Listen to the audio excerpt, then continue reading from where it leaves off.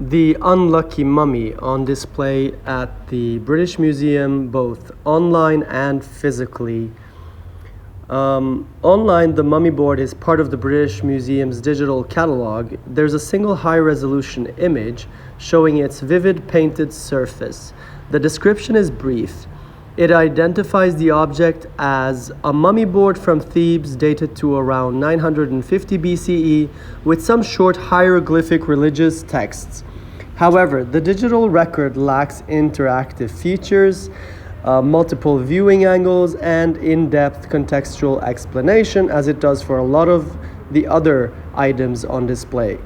In the physical museum, the mummy board is displayed in the Ancient Egypt Gallery, mounted upright behind glass. Like many Egyptian artifacts, it's part of a broader collection focusing on funerary traditions. But again, the interpretive label is minimal. There's no detailed discussion of its cultural significance, its religious importance, and so here's a video to talk a little bit more about what it actually is. Egyptian artifact in the collection of the British Museum in London. The identity of the original owner is unknown.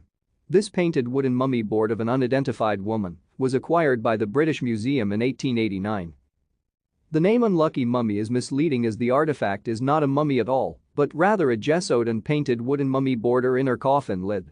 It was found at Thebes and can be dated by its shape and the style of its decoration to the late 21st or early 22nd dynasty. In the British Museum it is known by its serial number EA 22542. The beardless face and the position of the hands with fingers extended show that it was made to cover the mummified body of a woman. Her identity is not known due to the brief hieroglyphic inscriptions containing only short religious phrases and omitting mention of the name of the deceased. The high quality of the lid indicates that the owner was a person of higher rank. It was usual for such ladies to participate in the musical accompaniments to the rituals in the Temple of Amen-Ra, hence early British Museum publications described the owner of 22542 as a priestess of Amen-Ra. For ancient Egyptians, such boards were vital in ancient funerary practices, meant to spiritually protect the dead and guide them in the afterlife, whereas in the West, it was sensationalized and called the unlucky mummy because of all the myths around it. Interesting story, which is that the station was haunted. The story goes thus. In the British Museum, there is an artifact known as the Unlucky Mummy, which is incorrect because it's not a mummy at all, it's a coffin lid. It's estimated to date from around 950 to 900 BC. We know very little of the owner, other than that she was a woman, that she was Egyptian, and that she was of high status. The occupant of the coffin is often known as Amen-Ra, which again is wrong.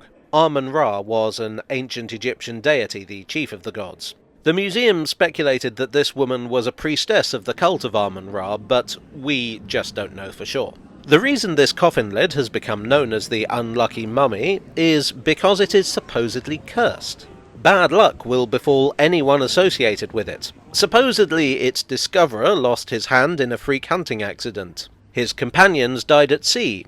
A journalist who borrowed it lost her mother to a fall, and there have supposedly been many others. It's even been blamed for the sinking of the Titanic, because apparently it was in the hold when it hit the iceberg. Like all these stories, closer investigation reveals that the curse is nothing more than a lot of coincidences, confirmation bias, and outright fabrications.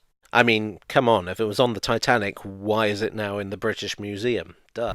I chose this object because it raises important questions about provenance and museum ethics. The British Museum acquired it in 1889 during the height of British colonial involvement in Egypt. There's no clear record of how it was excavated or removed, which is common for many Egyptian objects in European collections. Overall, while the artifact is stunning, the presentation, both online and in gallery, is inadequate. It misses the chance to educate visitors about its cultural and religious importance and fails to address the larger issue of how these sacred objects were removed and recontextualized in Western museums. This mummy board is not just an ancient object, it's a reminder of how power, history, and silence shape the way we see the past.